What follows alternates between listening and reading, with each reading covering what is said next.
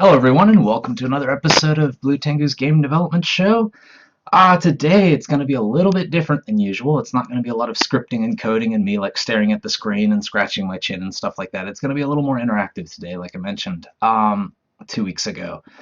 Today it's going to be in the game, all those artifacts that you've been running around finding. We're going to try to define more of them. I have about a list of 30, but I'm going to need some help getting the rest. My ultimate goal is to try and at least get 100 of them. But it's actually surprisingly difficult to think of just common objects that might have a story behind them, but I'll explain that a little later. I think the first thing to do is to kind of see where we're at now, because it has been 2 weeks since the last show. Just an announcement, I am a father now. Let's see, well, February 22nd, my son came into the world. That's why I missed last week's episode, though I did announce it beforehand that I would probably miss last week's episode, and that's why I did the double episode before that. So that happened. I also got into grad school. That'll be starting in April. So things have been happening. And Hollowfire, yes, gave me in the chat. Hollowfire did already tweet me one thing, which is explosions. These artifacts that you're running around finding are actually going to be things, so I'm going to have to rework that a little bit. I'm thinking matches might be a little better than like a propane tank or something like that, because matches have a little bit more of a human element to them. I'll try to think of a story. I'll make that one my first one. But let's go over to the desktop and the task list here. I'll drop that down a little bit so you can see as much as possible. And 123 gas 321, welcome to the chat. It's good to see you. Nice to see everyone here. And Pandavits, yes, Pandavits in here as well. Yeah, add 2 to insomnia. Yeah, I could tell you right now, my wife and son are still in the hometown, so I have about a month left before life is over. But it was fun, even though I was just there for a week taking care of the kid and everything else. It was a lot of fun, even if it wasn't a lot of sleep. I can already look forward to lots of late nights and stuff like that, but I do miss them. So that's what it's like being a father, I guess. It does crazy things to you. But here we go. On the task list, let's see. Just want to check real quick. Pandavit did say school is hard, but that's nothing new. You saw my post on my FF ranking. Okay, yes, your fanfic.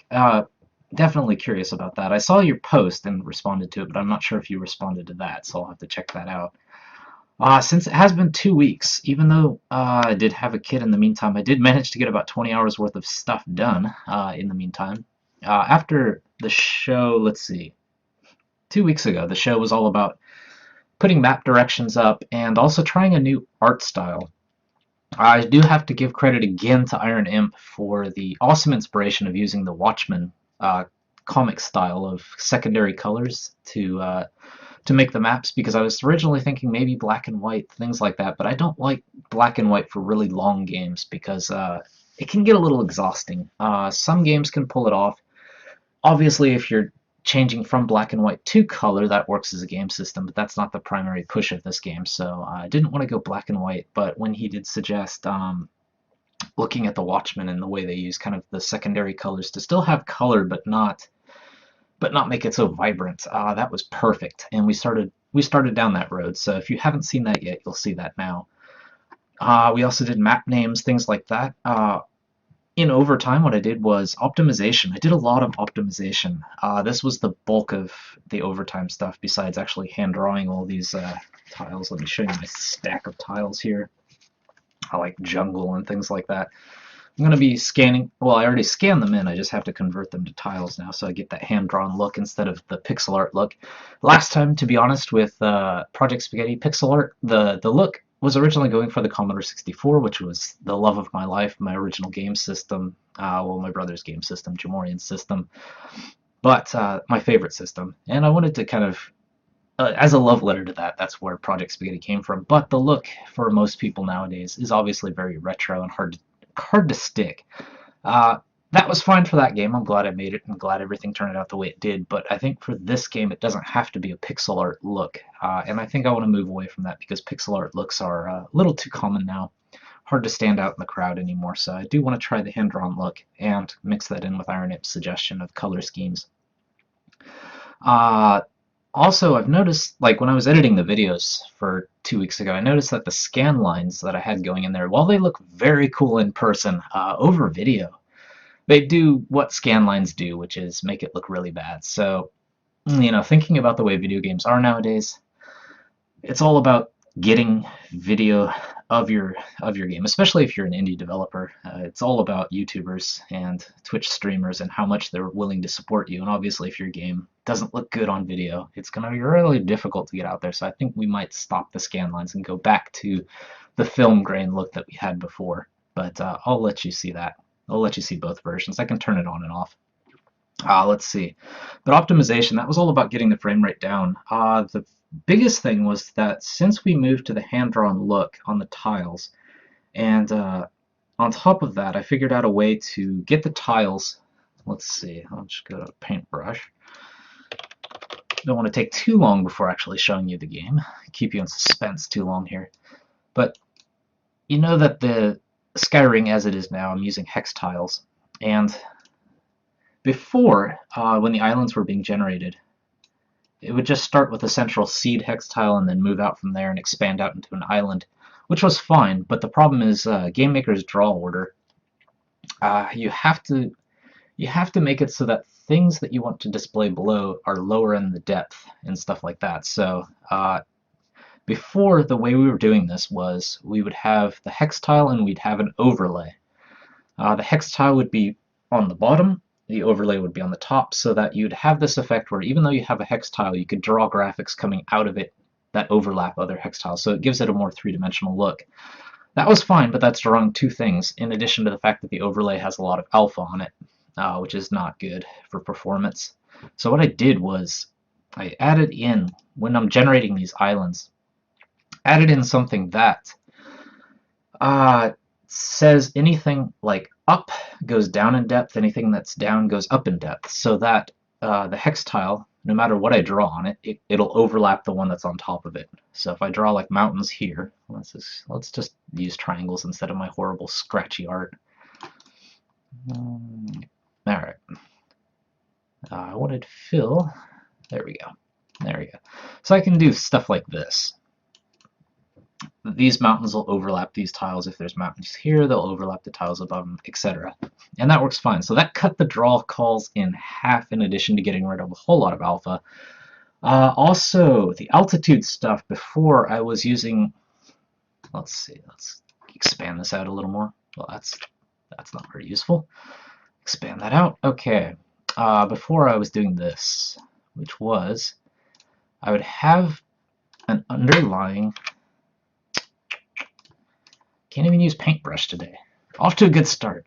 I would have these gray base tiles, and I would put another tile on top of that that actually had the color, like this. By the way, my allergies are killing me thanks to Japan's cedar population. So sorry if I sound a little stuffed up, etc. today, but it is what it is, as House of Klaus would say. We've got this tile, and I would put it on top, and what I would do is, if you were high in altitude, to give it kind of a faded look without being able to see through it, I would lower the alpha on this one, and then have this gray tile in the background to prevent you from being able to see through it. And that was creating a great look, but again, there's two draw calls. There's two here, there's two here. In the end, that was like 3 draw calls per hex tile. And instead of this, I switched to a shader solution, got all of these 3 draw calls down to 1. Obviously, that was a big performance boost.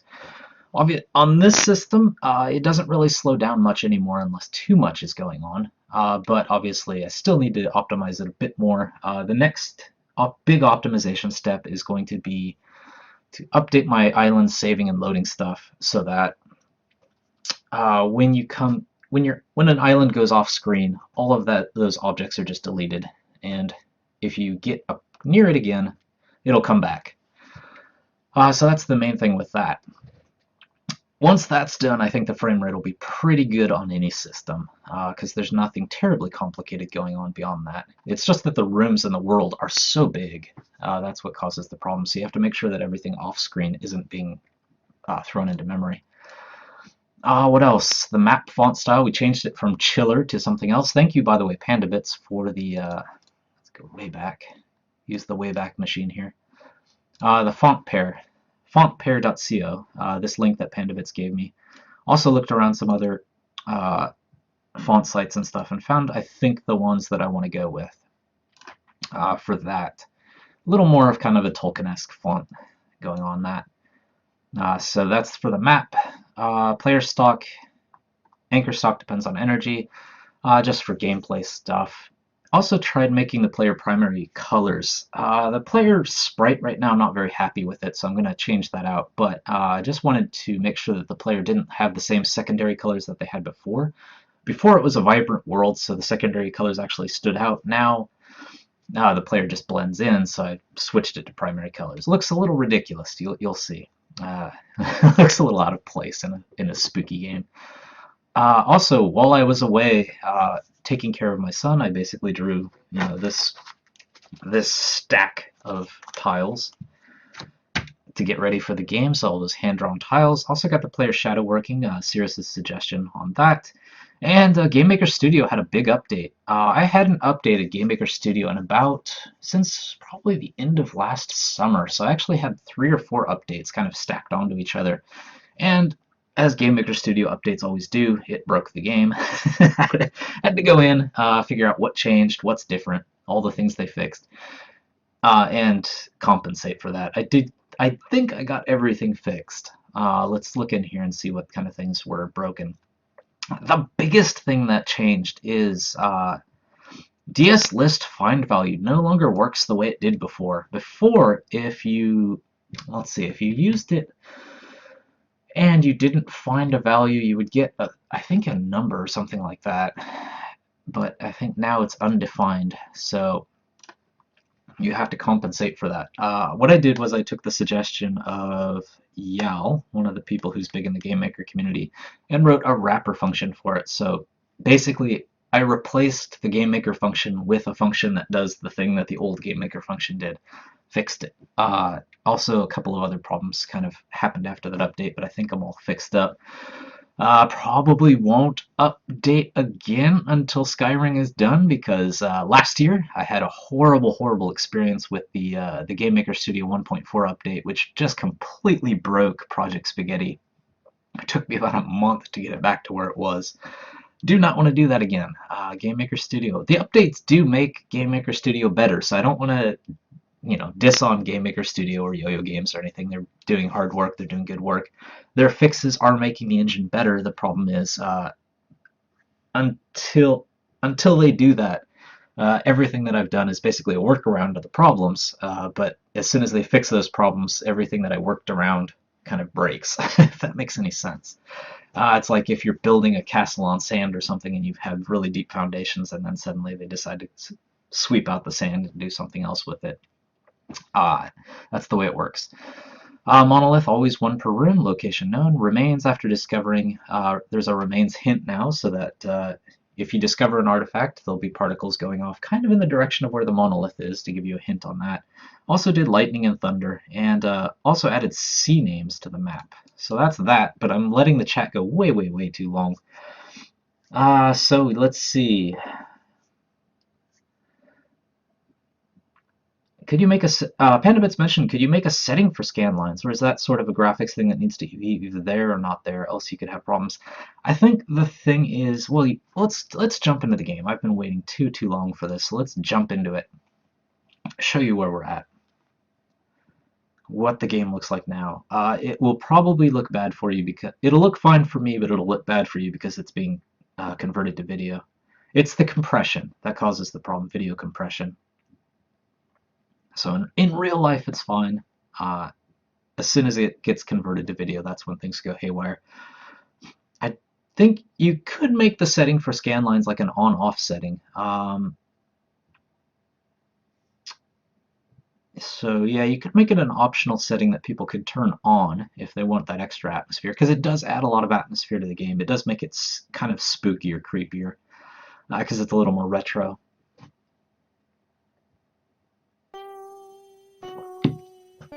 But yeah, you can see these At least I'm looking in OBS and I can see all these black lines here. On my screen, there are no black lines, so that's where the scan lines come in. I think what's going on is with the shader, because it's doing scan lines, it's doing them fast enough where if you're looking at it on your computer with your eyes, it's giving you that kind of old TV effect. So there's no lines, but as soon as there's video compression and stuff like that, it's stripping it out in a way where it's making these scan lines kind of stand out like this. So you could imagine, you know, if someone's streaming this, for example, and they have this, it's not going to be acceptable. So I'm going to have to think about that. Let's see. I think I can turn off the scan lines now, but let me go into the game real quick. I'll go into it with the scan lines once and then go into it and turn them off. So here's where we are with the game, rotating around. We've got enemies, particles, all that sort of stuff. There's the lightning flash. So here's the secondary color look we have going. You can see that it's not like a brown, it's more of a grayish brown. Everything's kind of a grayish color, like the beaches are a grayish white, or grayish yellow. The grass is a grayish green. Gives it a nice atmosphere. I do like it. And as you can see, the character looks ridiculous. The player character looks absolutely ridiculous. I'm not even sure what's going on with it, to be honest. So what I'm going to be doing is I'm going to hand draw the characters well to fit into the world a little better, and try to figure out a way to make the character stand out without looking like a Saturday morning kids show cartoon character. But there's the hand-drawn forests, for example, hand-drawn mountains, all that stuff. So if you haven't seen what we did 2 weeks ago, that's what it looks like. But let's turn off the scan lines. Let's see, where do I do that? X, disable shader. Okay, I disabled the shader, so now you should no longer see those giant black lines. You probably also won't have like the contrast and brightness stuff going on, so it probably lit up a little bit as well. So this is what it would look like without the scan lines. And 123 Gas 321 mentioned, can you reduce the frame rate of the scan lines? Yes, that's possible. It would be nice if we could get it synced up just right so that it looks the way it does here without screwing up video. It's worth trying that. Let's actually put that in the list. Fiddle with scan lines. That's a good task to have. Also, these map names. Obviously, I just named them after the animated show characters. Bob Mountains, Dottie Woods. I think Steve C is out there somewhere. But I want to add a few more map names as well, and I'll try to incorporate your guys' names into these names if I can. It's going to be kind of hard to fit some of your names into the world, the atmosphere of the world, but I think I can do it. Test my creative skills. Pandavits, your Heligator's still in there. I still have to figure out what to do with that. I don't want to make it just a secret character, but we'll see. So that's what it looks like without scan lines and with scan lines. But let's add that task Gas mentioned. Well, Gas, not being a coder, your suggestions not being terrible, don't worry about it at all. Actually, not being a coder can make suggestions better in some ways, because I start to think in terms of coding, which is a very black and white world, but sometimes you just need to take a step back and just state the obvious. Thank you for the follow as well. Yes. Appreciate that. Nice. Got a follower today. Good, good, good. But yes, let's add this task in real quick. And I'll go back into the game and explain what the game is, because some of you guys are new here. So let's do that before we get started on the artifact list. So play with scan lines.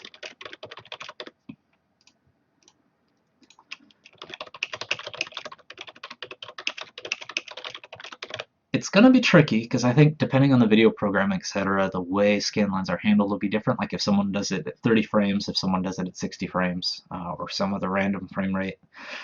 Could be tricky, but let's try it. Let's try it. The other thing is making them smaller, bigger, things like that. But it's worth trying, because it does help with the atmosphere. It does make it look better. Okay, let me actually explain the game as well. since Gas did mention so confused as to what is happening, and that's fair enough because I didn't explain it. So Project Skyring, for those of you who don't know, it's a game where you circle enemies to destroy them before they destroy you. You've got this light tail that's kind of behind you. If you can wrap that around enemies, you can destroy them. It's like this one right here, it's trying to chase me, I can circle around it and destroy the enemy. When you're on the ground, if I can find an island, it's also a game of exploration. You're trying to find these islands, you're finding artifacts that are on these islands. Basically, civilization is, as we know it, is gone. And you're just trying to find remnants of it. It's gonna be a while before I find an island, apparently. Let's turn on the U. There we go. There's an island. And the gameplay on the island right now with the boomerang that we've got, it's also a circling mechanic, but it's a little bit different. You've got these enemies that are chasing you. Same principle, you can still circle enemies. To destroy them before they destroy you, but I'm not that happy with the boomerang mechanic as it is, so that's one thing I'm thinking about. I'm actually thinking about going back to something PandaBits mentioned a long time ago when we were first starting these mechanics, which is holding down the mouse button to have a circle that goes out bigger and bigger. I think that would match the ground mechanics better. But that's the game in a nutshell. You're trying to find artifacts. The artifacts lead to monoliths. You can go to different rooms, all that sort of stuff. These rooms are gigantic. So it's a very big exploration kind of game. And Nygaard Productions drops by. Good to see you again, Nygaard Productions. Welcome back to the show. So today, what we are going to be doing, I did mention it was going to be more interactive. What I want to do is discuss with you guys out there and come up with artifacts, the actual artifacts. Right now I have a list of 30 artifacts. Like, for example, one to do is explosions.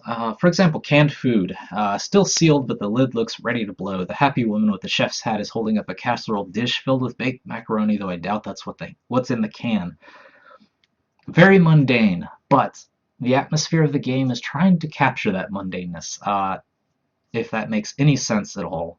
Basically, if these items are too weird, then it just fits the weird world, but if they're mundane, it's kind of creepy. Like, for example, the best example that I've seen of this is the game called Siren.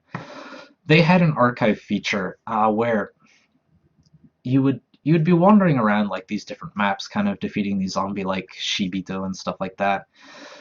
And you'd come across these archive items, which were of like just random things from this village, and they'd add atmosphere, but not because they were like super weird items, but because they were normal items. They were like magazines or lighters, things like that.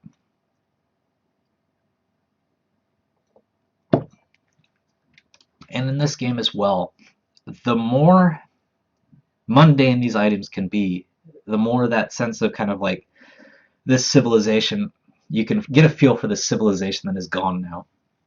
If things are too weird or too sci-fi-ish, it's hard to connect with them. So that's why these things are the way they are. Dried flower stems, greeting card, torn flannel shirt, just the more mundane the better. But it's actually kind of hard to think of these sometimes. So that's where I need your help. If you do have any items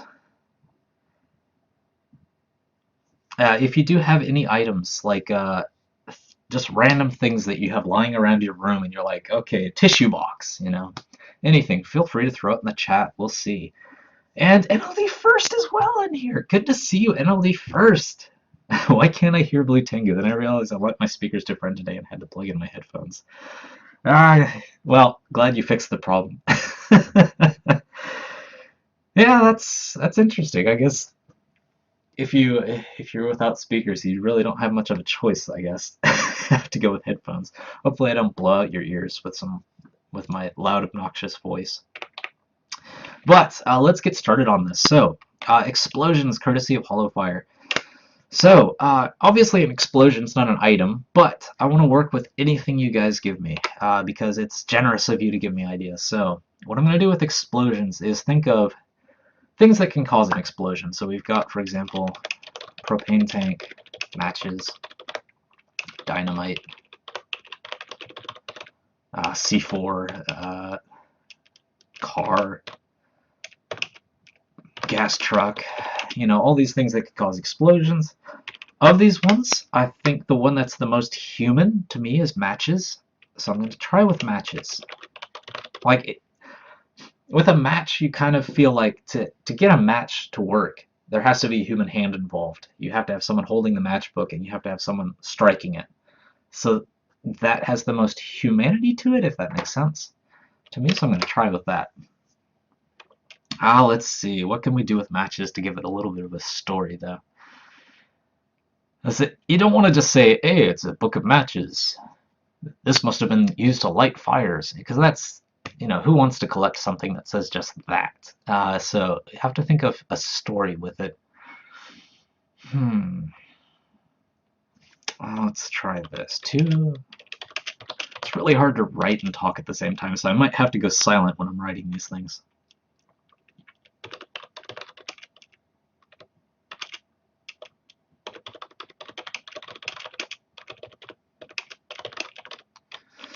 Actually, let's see.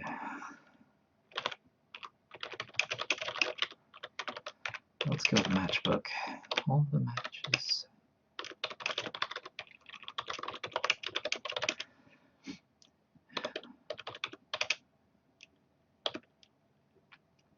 Looks.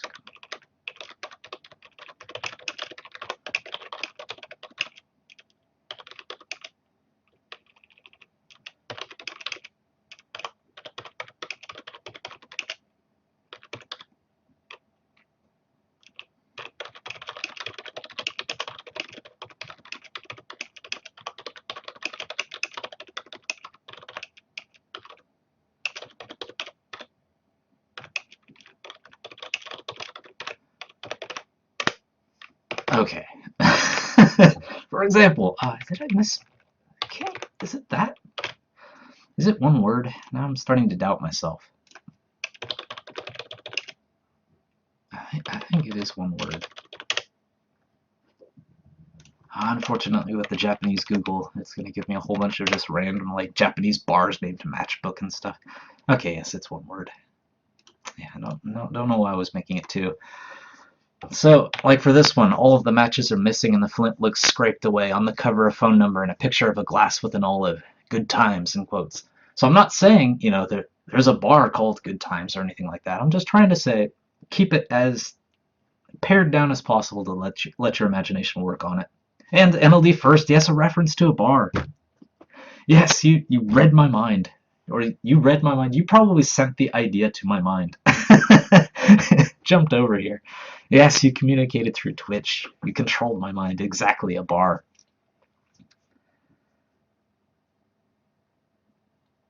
And let's see. Hollowfire mentioned the person who suggested explosion sounds like a great guy. He is. I have to give whoever suggested explosion incredible props. They're always great. And NLD first mentioned a thermos, water bottle. Okay, we can work with those. Let's see. Thermos. Courtesy of.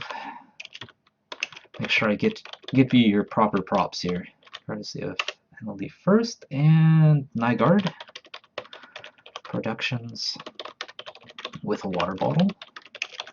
I can actually do both of those because they're a little bit different, and you know, they both have a very human feel to them. Obviously, thermoses are made for holding liquids and whatnot that humans drink, so there's already that association. Water bottles, obviously, same thing.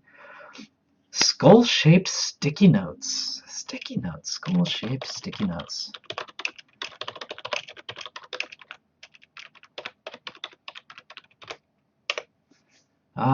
Climbing belay device. Climbing belay device. I'm gonna actually have to look up what that is.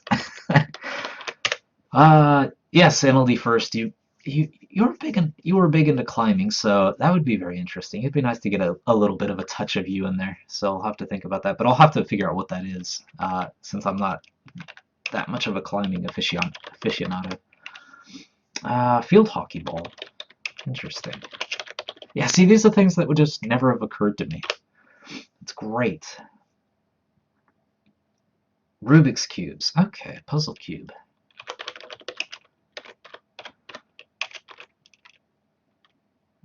One, two, three, gas. 3, 2, 1.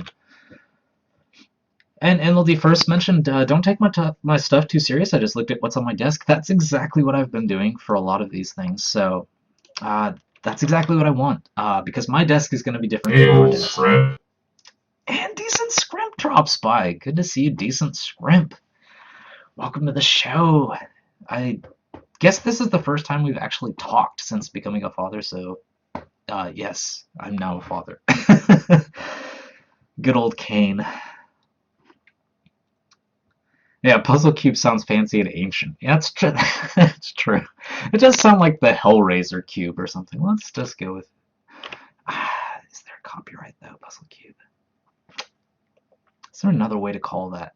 I'm going to have to do that with thermos as well, because those are actually, like, trademarked something or others. So, Rubik's cube. Best way to look... Rubbish cube. Rubik's cube. And I need Wikipedia.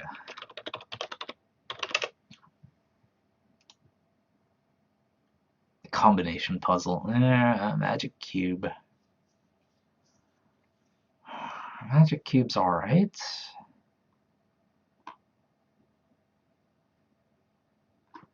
A combination puzzle. Twisty puzzle. Because I don't want to call it something that's not going to bring any association to this within players, but twist puzzle. Twisty puzzle cube, something like that.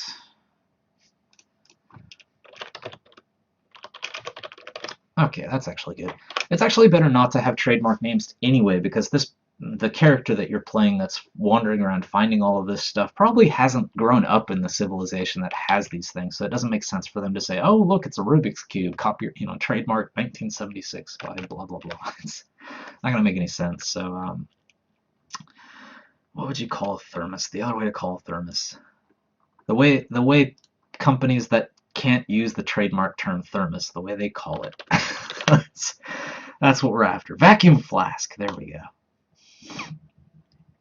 Vacuum flask. All right. I'm sure there's a lot of people out there who are going to be like, what the heck is a vacuum flask? But we can't use thermos, so there we go. And Decent Scrimp said a decent cube. Well, yes. What kind of Cenobite would come out from a decent cube? You can imagine what a decent pinhead would look like. He'd probably be quite dapper. Like, he'd probably have a suit, nice tie. Yeah, a decent pinhead would be nice to see. Okay, rest in peace if you've got Mubat. Yeah, no, I don't block links, so you are good, LD first. Thank you for sending me a link to the Blay Rapple. Okay, I think, well, at least for me, if you would have said repel device, I would have had at least some idea. So maybe I should go with repel device as the name, because that'll still kind of give people who don't know climbing an idea of what's going on. They probably won't know exactly what it looks like, but they'll know it's for climbing. So that would be good enough. And NLD first mentions, take the cap you're wearing right now as a base for the description as a little Easter egg. That is a good idea. All right. Blue Tengu hat. Yes, the old Blue Tengu hat. Let's go over to Blue Tengu. Courtesy of Spreadshirt. What do I have in the description here?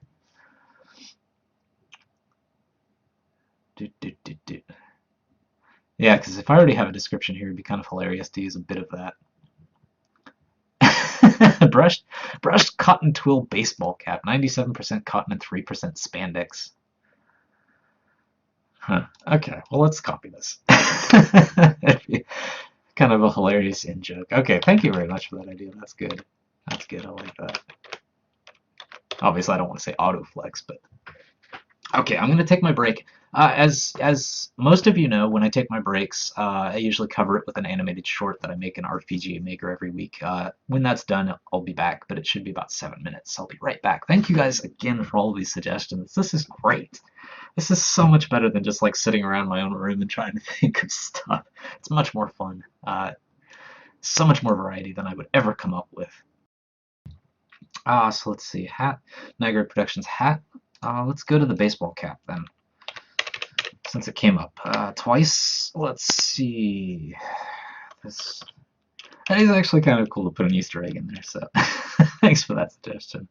So hat and baseball cap. Let's see.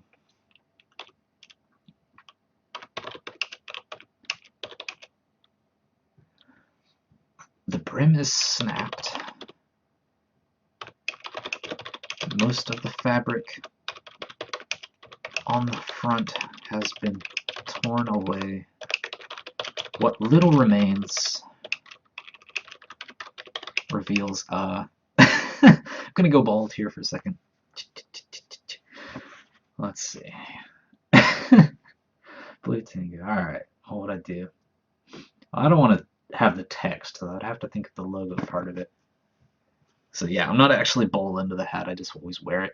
Let's see, what little remains reveals. And it's not a robot brain either. So sorry to disappoint you. What little remains reveals what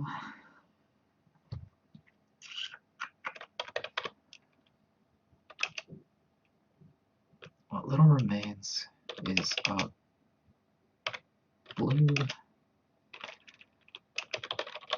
light blue face with a long nose and red tentacle growing out. Okay. So the brim is snapped and most of the fabric on the front has been torn away. What little remains is a light blue face with a long nose and a red antenna growing out. There we go. Let's see. Nightguard Productions mail like a box. Mailbox with a letter in there. Okay. Nice combo job. I actually have to as well give Nightguard Productions, because you mentioned the hat as well, so. Let's see. Mailbox. Yes, because these things don't have to be portable, so that's fine. Because there was that one that was like a family of tombstones, so there's definitely things that can be left behind. This person's obviously not taking all this stuff with them. They probably don't have much use for it. So mailbox. Okay, so Nightguard Productions and LE first. So mailbox with a letter in it. Every country has a different colored mailbox, so this is tough. Like, obviously, if it was an American, you would think, okay, it's a blue metal box with a hinge. There's a letter inside, then you would know it's a mailbox. But like in Japan, all the mailboxes are red, for example. So that wouldn't help. It wouldn't help too much if you're in Japan. Let's Japan post box. Yeah, they look like this in Japan. So, what would they look like in Europe? So let's see. Holland post box. Oops, not map. That's what I want. A map of a Holland post box. Okay, so they're red in there. Let's see what a UK one looks like. So they're pretty much red everywhere except in the States. Interesting. Italy. Let's go with Italy, since pizza was mentioned. Okay, it seems like they're red pretty much everywhere in the world except for the States. Let's check out good old Canada. Red as well. Well, yeah, they're pretty close to the UK, so it makes sense. Let's see what Mexico does. Red as well. Okay, there's one with the blue. I don't know what's going on with these pictures. Very interesting. Let's see. Why does... I'm kind of curious as to the story behind why this appears with a Mexico postbox search. What? What? Google. Google. Mailbox. Okay. We'll go with red. A red metal container red metal box on legs that comes up to the chest. Opening the hinged door reveals. Would they know what a letter is? Let's not go too far down the we don't know what civilization is rabbit hole and just go with envelope. Opening the hinged door reveals an envelope stuck, wedged in against the side.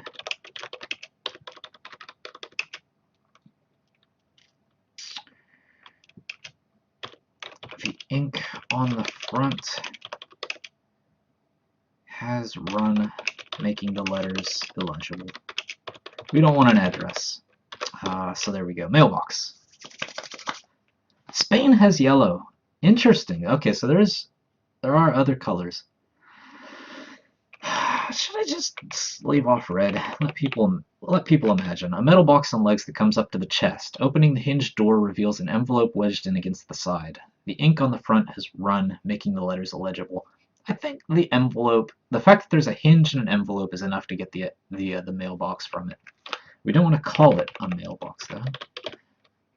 Let's call it a mailbox. Okay. Field hockey ball. Field hockey ball. Let's see. Actually, I have to see what that is. I've never actually played field hockey before. At UC Davis, where I used to go to school, they did have a field hockey team out there always playing, but I never saw what their ball actually looked like. And from a distance, it did look like a giant golf ball.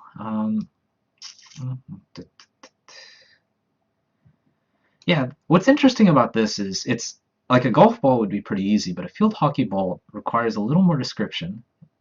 So that makes it a more interesting item to describe. It is very specific, which is nice.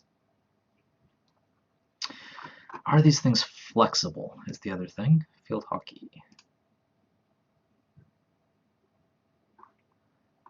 Let's see if they mention the ball itself. Formations, general plays, free hits, penalty corner. I have no idea what the rules are. I'd imagine it's kind of a cross between like soccer and hockey.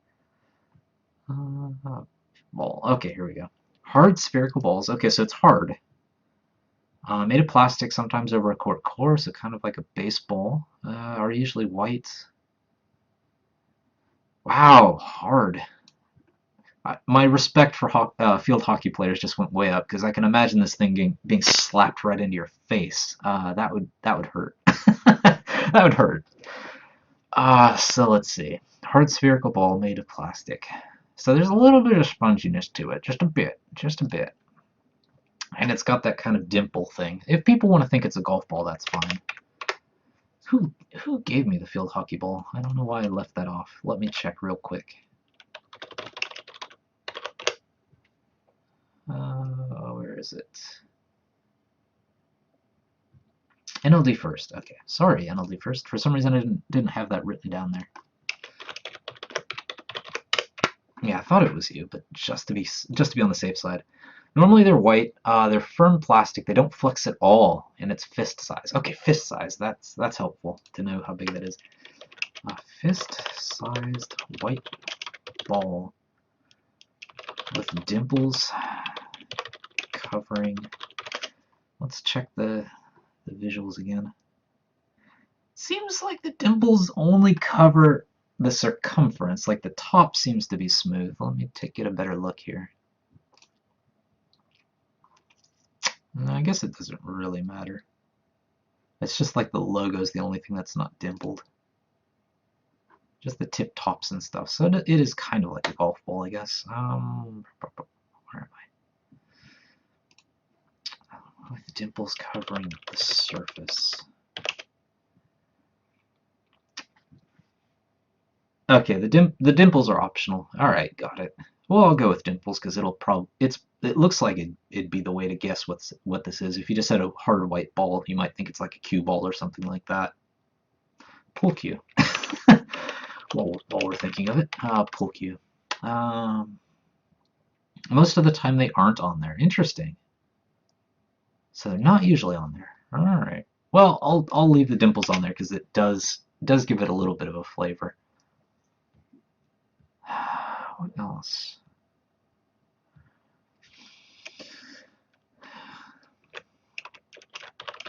A faded symbol on top depicts two sticks, two crossing sticks.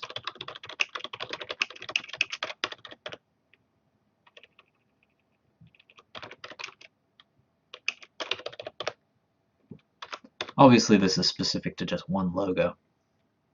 Bicycle. Ooh, good one. Bicycle. NLD first. Yes, bicycle. Yeah, anyone else in the chat, feel free to throw out whatever you want, whatever you have lying around the house or can think of. Fist-sized white ball. We probably won't get all the descriptions done today, but we're going pretty good. Fist-sized with two sticks over the ball, but what can I do to give it a little bit more of a human touch?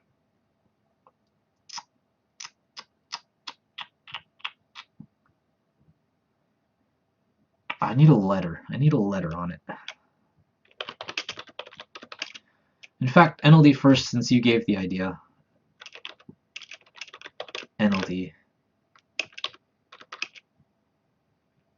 are written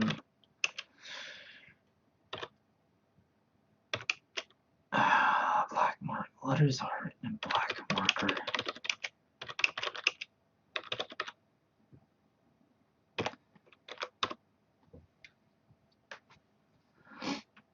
Yeah, I'm trying to think like if somebody wanted to personalize this to show it was their ball. This is getting a little heavy-handed. A fist-sized white ball with dimples covering the surface. The faded symbol on top depicts two sticks crossing over a ball. Two crossing sticks. Let's just leave out the ball part because there's too many balls in here. It is possible to have too many balls. The faded symbol on top depicts two crossing sticks. The previous owner? Well, we don't want to actually mention the person, so let's see the letters.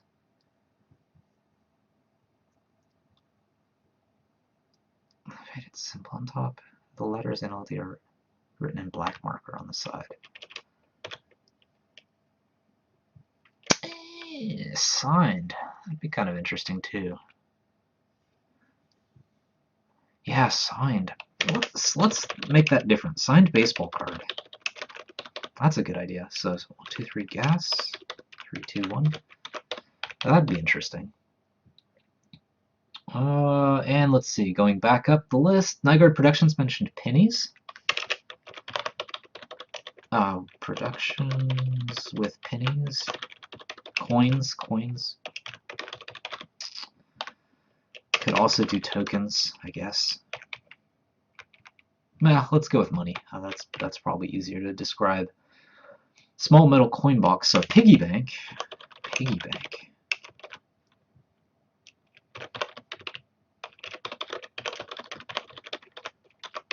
I do keep a log of the chat, so I guess even though I'm going out of order here, it doesn't matter too much. I'll kind of remember how these things are coming up. Yeah, NLD first, I'm going to make it into a game. Actually, that's also another thing, is the game does have a lot of landmarks and stuff, so I do want to work into as many of your names as possible into the actual map itself if I can. It's tough because like Twitter handles don't always sound so natural. So, obviously like Blue Tengu Mountains or something, would be kind of weird, but, I'll have to think of ways to do this. Yeah, don't worry, I'll work your names and likenesses and whatnot, whatever I can into the game. Like with Project Spaghetti last year, like for example, Cirrus in the chat would remember this, but we did make special characters that only show up on rare occasions that actually were representative of like people, regulars in the chat and stuff. So like Cirrus is in there with the Jason mask and stuff like that. Panda Bits shows up as a red panda. Decent Scrimp is like a bald superhero. So yeah, I like to get I like to get you guys in this because that's the fun part about making this live is actually interacting with you guys, and that's what I love about this. It's so much better than just making a game, just holed up in a corner and stuff. And most of the time An abbreviation of a club is on there and an indicator to which team it belonged. So for me, it would be GCHCHA. Okay.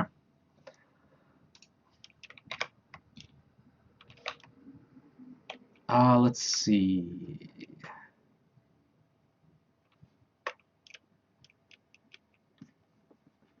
How do I work this into the description well? NLD. The letter. All right, let's do it this way. The letters GCHC. Hope you don't mind me actually doing this just as is. R scroll R what? R imprinted.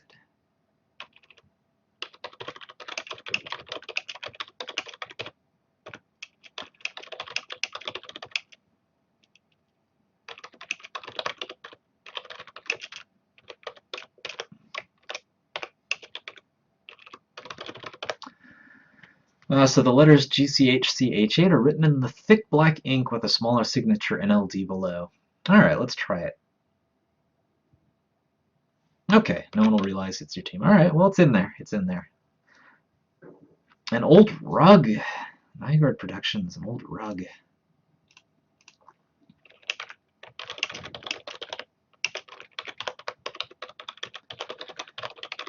Yeah, I mean, it'd be nice to work all of your guys' names into at least one of these.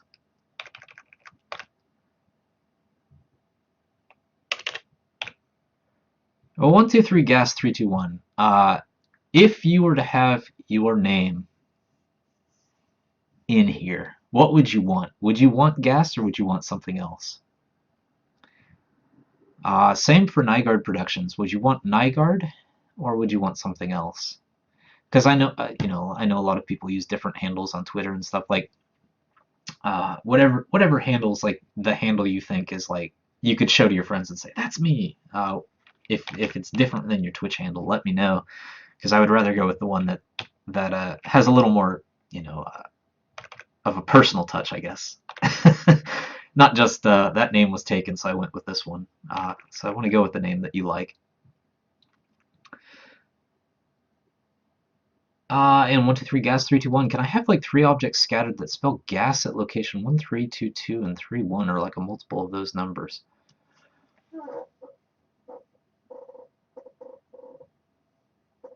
3 objects scattered that spell gas.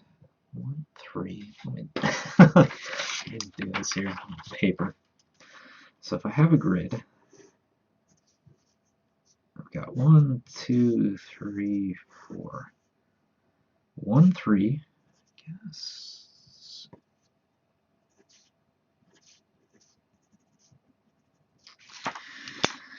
Okay, what could I do for that? Because it's a grid. So an object that has a grid. Actually, I'll go with the socks. I think I can do with the socks. And NLD first did mention take a lighter for gas. I'm sure you can come up with something to reference it. Yeah, I definitely could. I think did I have a lighter already? I can't even remember. If I don't, I need that in the list. Feels like something I would have done a description for, but surprisingly I haven't. So let's go with lighter. Let's add a lighter in here as well. Lighter. Yes, and Panavit's still brainstorming items, so feel free to throw whatever you have lying around your room out. That's what most of us have been doing in here. Let's see, lighter. And who mentioned the lighter? NLD first. Okay. Old rug. Nygaard Productions, a game cover set saying made by Nygaard Gaming at the bottom. Okay, I can do that. Game cover, game box with Nygaard Gaming on the cover. So we can do that.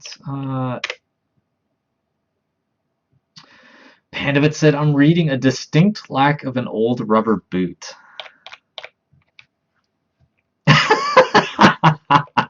There's a rubber boot in there, surprisingly. Pandavits, I knew we would think alike. Yellow boot. Sized to a child's foot and missing its partner, the thick rubber implies it was designed for use in rainy weather.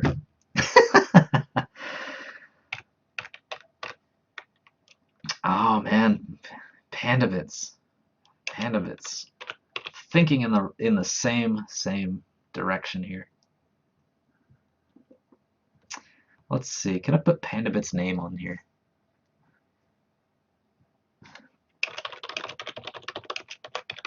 The initials PB are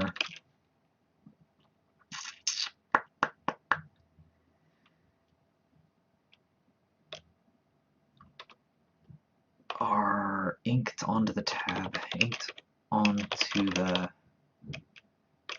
tag inside. Okay, so the initials for Panda Bits are inked onto the tag inside. So you've got your rubber boot in there. Have a panda on the boot. That's better. That's better.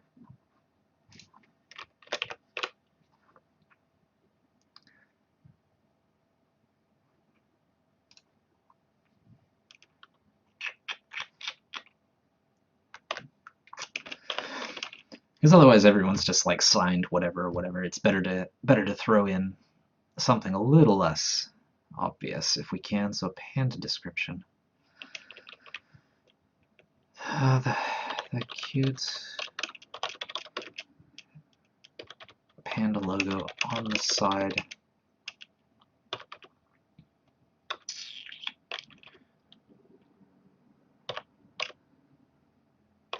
Is still remarkably clear.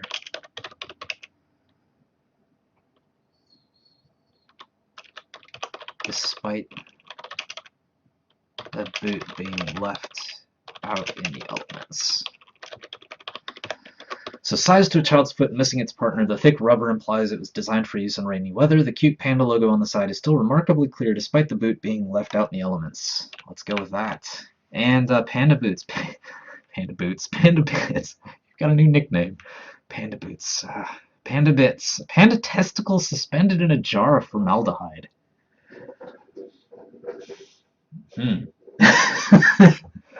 How do I do this one? How do I do this one?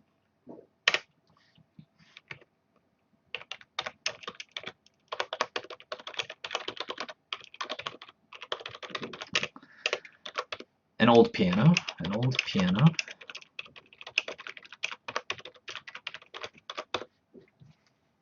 Yeah, that one's a hard sell.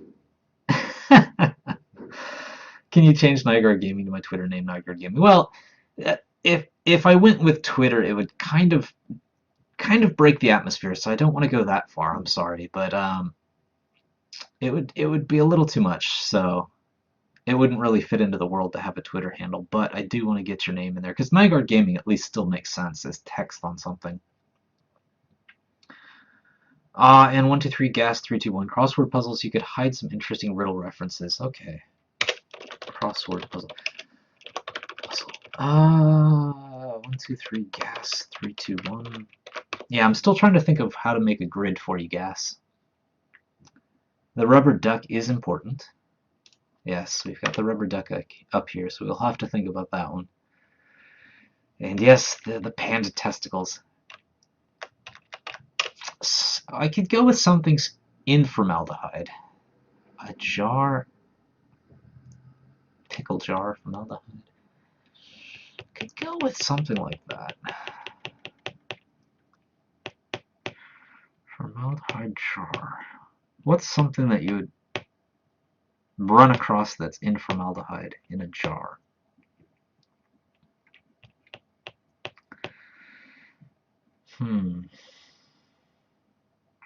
Oh, you know what? I'm gonna just put it up there. Panda testicles.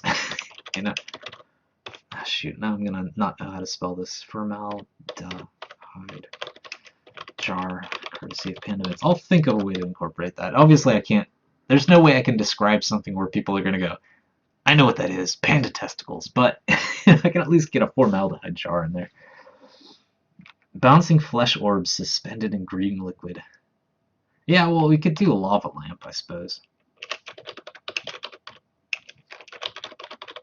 As another thing. Nokia phone embedded in a rock. I can't really embed it in a rock, but a cell phone.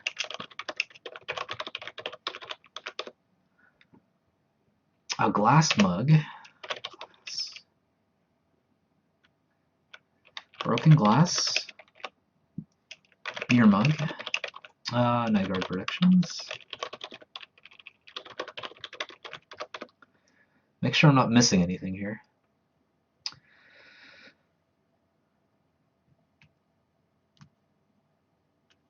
Okay. A twisty puzzle cube. That's like if you walked into a 100 yen store and you saw the version of the Rubik's Cube that doesn't actually come back together, it would probably be called Twisty Puzzle Cube. made in China. Let's see. I want to get Gas's cross thing in there. How can I do that? Alright, let's go down to the socks, since it is a Gas suggestion. So, this pair of socks is still... Well, we have to have a hole in one of them.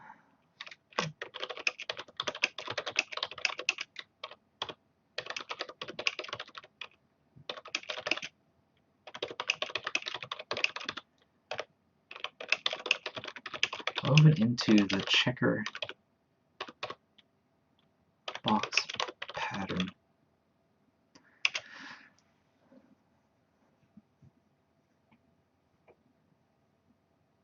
Gas. How do I word gas in this? I don't want to just have the letters gas because that's too much of a signature, but if I have a logo, gas socks, it's a gas. They're a gas.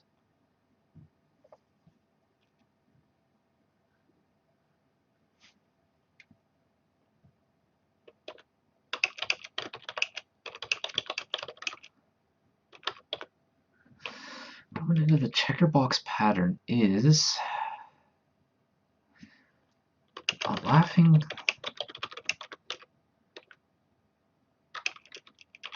over the letters, over the words. It's a gas.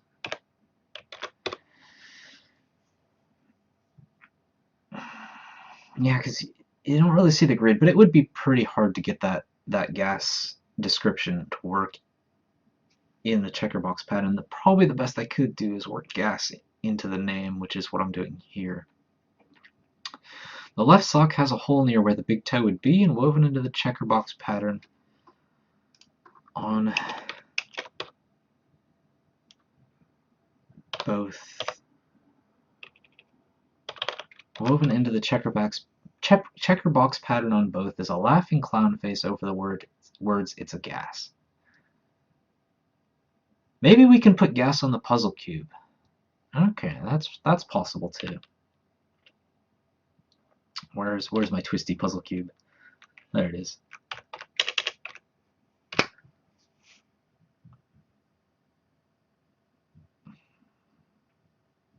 This might be tough because I think to get people from Twisty Puzzle Cube to Rubik's Cube is going to take using the colors, otherwise they won't get it. So I might not be able to put letters on this one.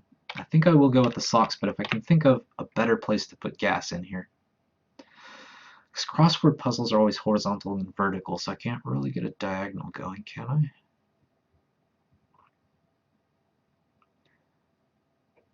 Yeah, let me know, because the other option is to put it into the crossword puzzle. But it would be horizontal or vertical. And NLD first, I'm going to bed. Good night, everyone. I had fun brainstorming. Have fun, Blue Tengu. Thank you for brainstorming with us. It was great to see you and to have you in the chat for a long time. Because I know your bedtime is always overlapping when the show is. But thank you for dropping by, and thank you for all these suggestions. I will make sure that even if something does happen to... I think this one will go in just as is because it's nice and specific. But if something did happen to it, I would figure out a way to get your name in there. So look for the field hockey ball. I think that will make it into the final game. The checker box pattern was an out there suggestion. Name can go anywhere, really, so okay. Well, I'll just keep the checker box pattern on the socks, just as kind of an association, and then I'll go with the laughing clown face over It's a Gas. So you can imagine kids' socks with like a clown and It's a Gas or something like that. Especially in Japan, you would always have like weird English like that. But have a good night, and I'll leave first. Hope to see you next time. And Hollowfire, this is a great way to get gift ideas.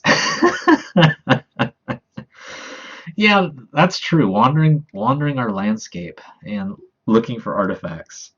Ruins of civilization for gift ideas. Yeah, we do have a lot of gift ideas. Like you have the, well, pile of bones wouldn't make a very good gift, but a heart locket, a watch, a baby bonnet. All the things you'd want. By the way, if I did miss one of your suggestions, and it seems like I've missed it, feel free to throw it out there again, because otherwise I won't notice it. Let's see. Well, you know what? We're getting to the end of the show, so what I'm going to do is I'm going to take one of these and actually go through the process of making it voice, because that's kind of a process in and of itself, and it's probably worth showing. So let's jump into the game. I want to show you the game once again real quick and see if I can find an artifact somewhere. So I'm going to turn off the scan lines so that you can see it on the video. Turn on my debug display and start hunting around. The purple line that I have here in the debug display points me to the nearest artifact. It's my cheat. As the developer, you get to cheat. That's the fun part about making games. So I know there's an artifact right down there. Let's land. Head on over to it. So here's the voice that appears when you get an artifact.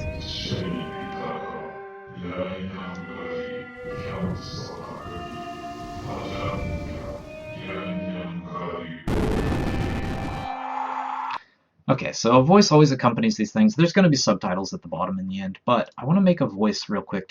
I've shown it before, but I want to show you again just in case. So let's see. First thing is to actually make the made-up language. And to do that, let's see. I'll go with the field hockey ball. Let's do that. NLD first is gone, but I'm going to do it anyway. The field hockey ball. So let's put the original English over here. And I'll explain why I'm doing this in Japanese as well.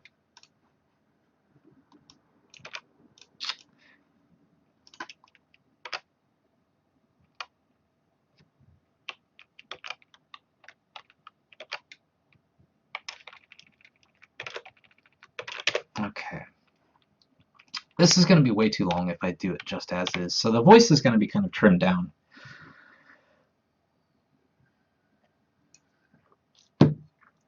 My voice will be nice and worn out by the time I start to do the voice acting here. So let's do a simplified Japanese version just so I can get some language going.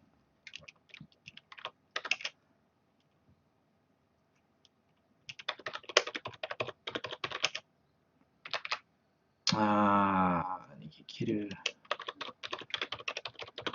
Kisaru Shiroi Tama, the faded symbol on top. This is actually probably enough to get me a voice, because I do speak very slow when I do that voice. So, te de nigikiru gurai no okisa aru shiroi tama, and I don't need the period. Okay, let's do my conversion. Aww. Okay, good, it works. What we've got is we've taken just this first part, a fist-sized white ball with dimples covering the surface. I don't even have the dimples part on it. I just say a white ball that's just large enough to hold in the hand. That's all I have in the Japanese, because if I get any longer than this, that guy's going to be speaking forever when you find this thing. It's fine. The language is just for atmosphere. It doesn't have to actually be something that you can speak. It's not like Klingon. It's not like Klingon or Elvish or something like that. It's just for atmosphere. So we've converted te de nigikiru gurai no okisa aru shiroi tama to ungaka zifa sagari unchapitaba osabagari jamni pebitaka. Something like that. Obviously, I have to say it a couple times before I can actually say it smooth enough to record it. Even that's probably too long, but it's probably okay, because the other ones are about that long as well. So that's the conversion process. So when you find NLD First's Field Hockey Ball, that's the fake language that we want voiced. So let's actually do it.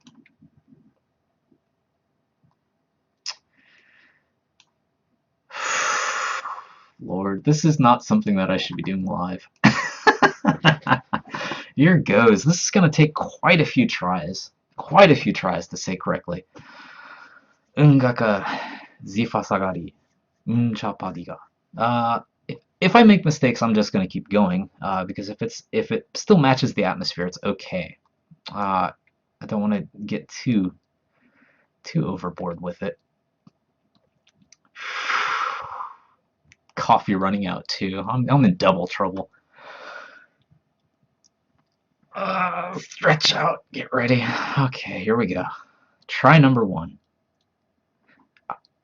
I can't remember how slow I spoke this before. I actually need to find how slow I spoke before if I can, because I need to match that as closely as possible. Sound effects? No, it's not that. It's under voice, isn't it? Voice. Opening. Raw. Shenipitaka, Yainyangari, Kyamsatakabi, Tajamgya, Yainyangari Ofkibi. Okay, that was the original. I hate hearing my own voice. No one likes hearing their own voice. And here's what it became. Shenipitaka, Yainyangari, Kyamsatakabi, Tajamgya, Yainyangari Ofkibi. A lot better. And 123gas321 asks, so all the descriptions are going to be gibberish? No, that is not the case. Otherwise, yeah, I wouldn't have to put any work into this at all. I could just come up with random sentences and do stuff. No, this is just the voice for when you find the artifacts, but the actual descriptions are going to be at least either in subtitles or in an inventory screen. So this will be readable. I can't say field hockey ball, but white ball.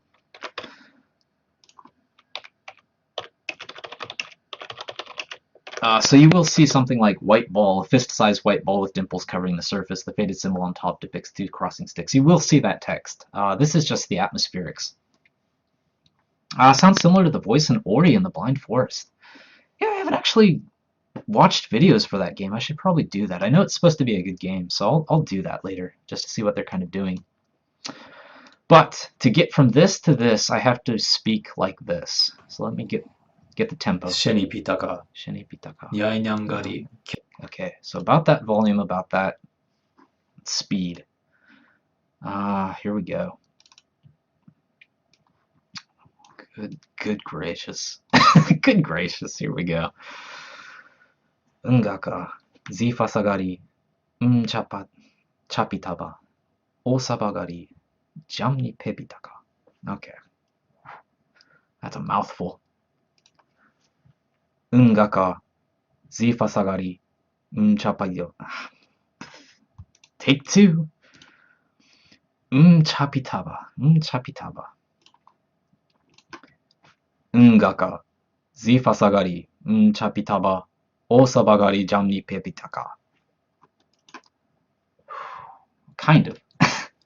Ungaka, zifasagari, chapitaba, osabagari, jamni pebitaka. The last part sounds a little Japanese.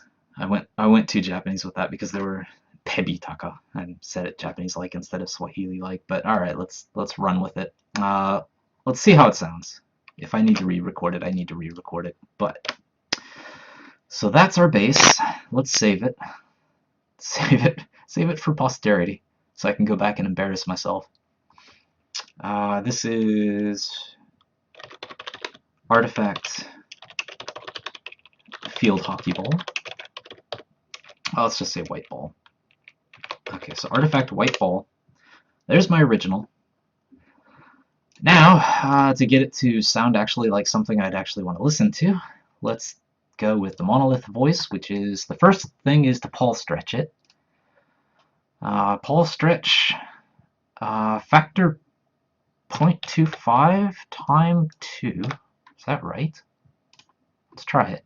No, that's not right. That is totally wrong.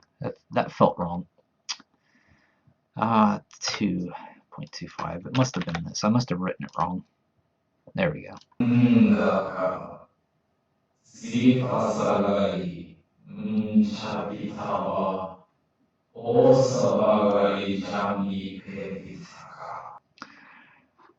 That is about the coolest description of a field hockey ball in existence. Okay, let's start fiddling with this. Pitch. Where's my pitch? Change pitch. Minus 15%. Drop it down so I don't sound as much like a girl.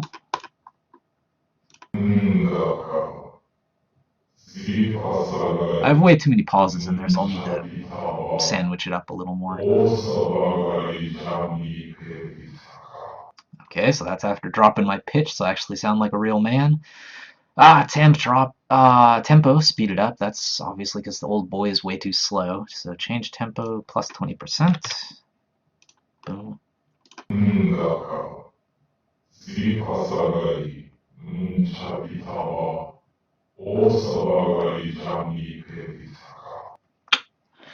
Sounding good, getting there. At least these numbers are correct. I need to fix that so I don't make the mistake again. And the last thing is a phaser, just to give it kind of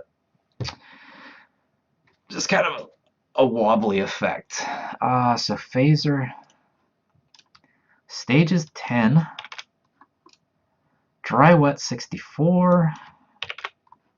This is just to keep it consistent with all the other voices. LFO 0.4, deg 0. To be honest, I don't know specifically what a lot of these things do, but these are the settings that kind of worked for me, so I'm going to stick with them.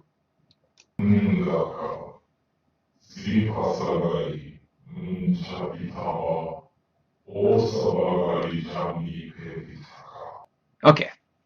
Fits. Alright, so now it's the same as the other ones, but I need to kind of... Let's get rid of any noise. I don't think there is any noise left, but maybe if I zoom in. If you want to get rid of noise in Audacity, I have a YouTuber named Pee-wee Potato to thank for this technique, but for actually teaching me how to do the noise removal. But you take a selection of the stuff that you consider noise, like the stuff that isn't information, and you go to noise removal, get noise profile. So now it knows, okay, anything about this much is just noise, so let's get rid of it. So now we want to select the whole thing, effect, noise removal, and just do it. So any kind of like background scratchiness, the air conditioner or whatever, you can kind of pull that out. And make sure it's still okay. Yeah, it's still fine. So now that we've gotten rid of the noise, these should connect up a little better. Let's squeeze them. A little copy and pasting. Actually, let's just delete this middle part. I need some space. Let's see how much is natural.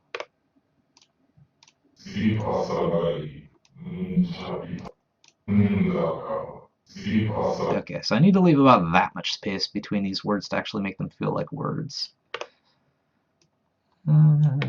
Okay.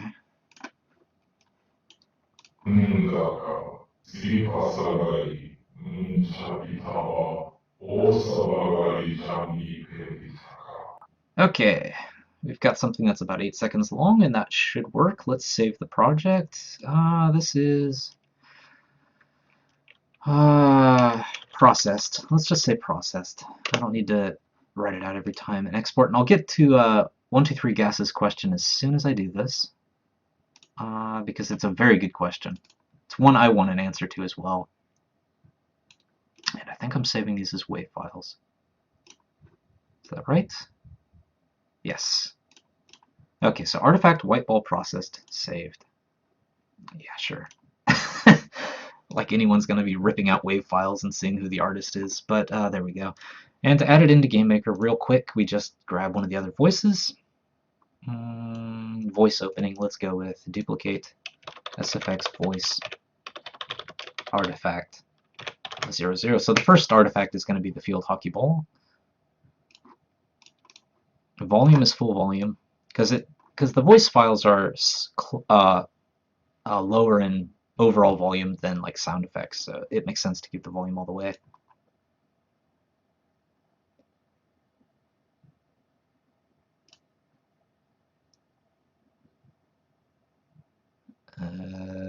Oh yeah, did I not add it? Okay, that's why. I actually need to add it. Alright, there we go. So it's in the game. I just need to hook it up to an artifact and it's ready to go. But 123 gas 321 asked the question, can you set up a preset to do all of those changes at once, or is it manual every time? That is something I actually really want to know. It seems like you would be able to, because Audacity is a pretty powerful program, but that would make all the difference in the world, because I would be able to just record everything in my original voice, apply the presets, and get the final result. It would be very nice. Very nice. Effect let's see. Macros for Audacity operations, yes. Is there a version of Audacity that supports macros to perform a set of Audacity operations? I would like to. Oh, well, that's a little different.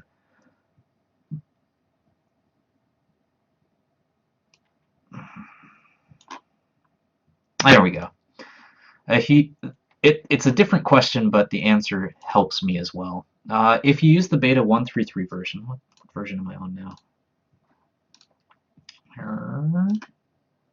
Oh, I'm way past that. This is an old answer, so this is probably in there and documented by now.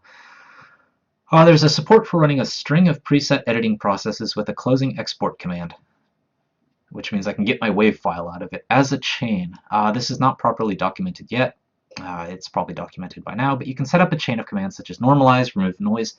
So all of those things that we were doing, pulse stretch, change pitch, tempo, phaser, and the export can all be chained together. File edit chains. Let's see if that's in there. File edit chains. Yes, it's in there. Let's try this out. It's worth trying this out. Yeah, sorry for going over 2 hours, but I'm very curious about this as well. Let's do it on a new file just in case I screw things up. Edit chain. Add new chain. Monolith voice.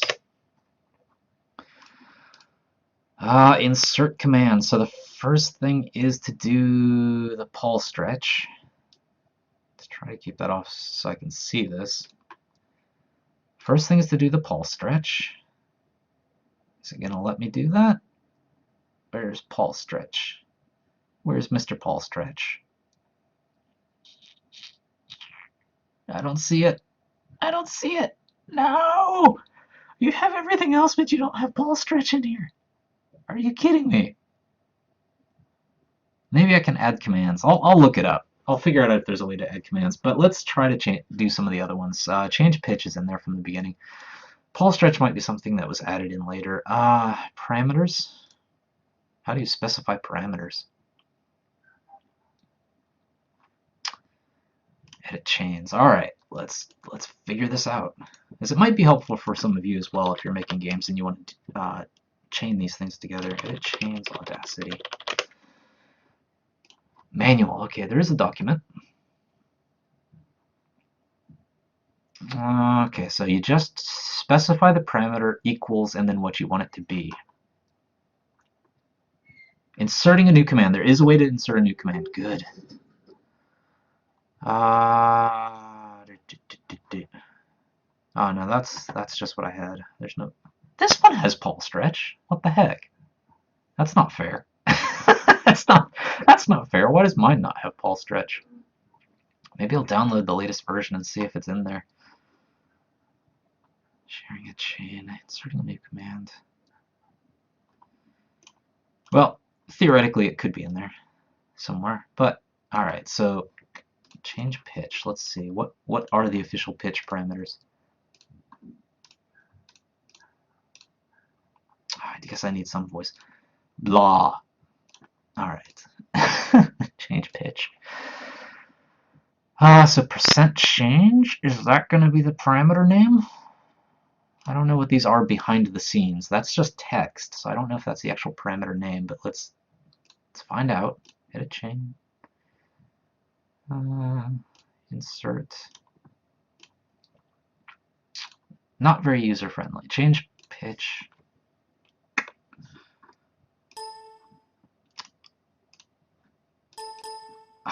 And Audacity takes over all the windows. I hate when programs do that. I hate when programs do that. Because I already forgot what the thing is called. Change pitch. Percent change. Okay. Percent change. Percent change. Percent change. I have to remember that. Percent change.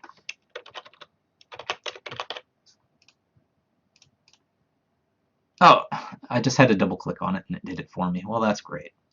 Well, that's at least nice. I don't have to think about it. So change pitch plus 15%.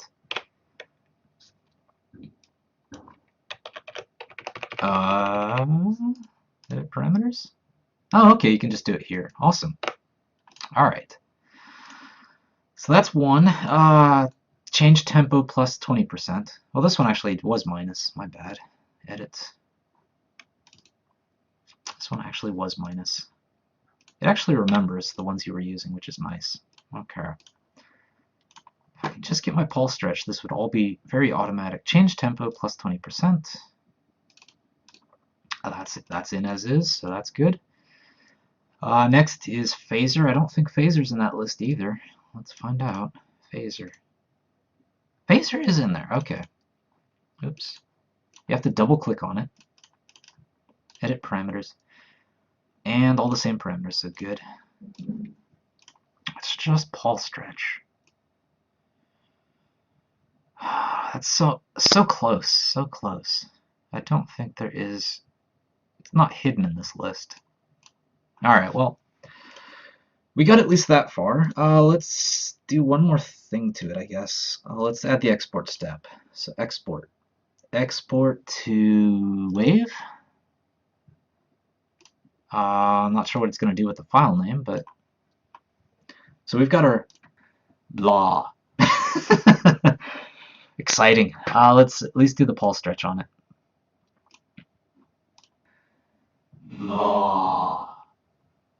All right, now let's try that chain. So apply the chain, monolith voice. And you can apply it to files, which is nice. Okay, so you can do just a batch. So I can record all the voice, prepare the files, and just say, do it to all of these, if I can get pulse stretch working. And it exported it to cleaned, blah, blah, blah. Okay, so it doesn't give me name options on the export, but that's fine. Brilliant. So 123 gas 321. Thank you for actually mentioning that, because it's something that was in the back of my mind, like, oh man, I really do not want to be doing one by one for every voice file. So it does look like there is a way, and at least from the forums, this guy has pulse stretch. Well, the Audacity team has pulse stretch in their list, so it might just be a version issue. Maybe if I download the latest Audacity, it'll be in my list. I'll figure it out. Thank you for watching our game development show, and thank you again for all the suggestions. I liked having an interactive episode. It's much more fun than me just like scripting and, you know, missing out on the chat and stuff like that. I like this a lot. I'll try to think of other ways to do it. Maybe with descriptions and stuff, but you can catch past episodes and this one over at youtube.com/BlueTenguStudio, all one word. If you're watching this later on YouTube, come drop by the live show we do every week on Twitch TV Blue Tengu. The times are Fridays 3 to 5 Pacific, 3 to 5 p.m. Pacific, I should say, 4 to 6 Mountain, 5 to 7 Central, 6 to 8 Eastern. If you're in the UK, it goes from 11 p.m. Friday nights to 1 a.m. Saturday mornings. If you're in Japan with me, it's just my time, which is 8 a.m. to 10 a.m. Saturday mornings. If you live in Australia, it starts anywhere from 8 to noon, depending on where you live in that big place, and it starts at noon in New Zealand.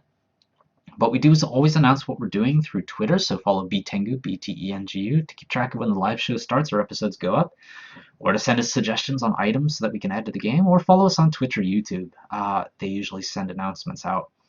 Of course, you can see what we're up to anytime over at our site, bluetengu.com, and again, if you pitched in a little extra for Project Spaghetti over at itch.io back in the day, or even now if you wanted to buy it, you have the Sapphire key file. You need to unlock the prototypes as we put them up. And of course, we would appreciate any support getting Project Spaghetti greenlit on Steam. It is a retro game, so it is difficult to get greenlit on Steam, but it is a good game. I think it's a fun game. It'd be nice to see it on Steam. But it is retro, so it is hard to get it greenlit.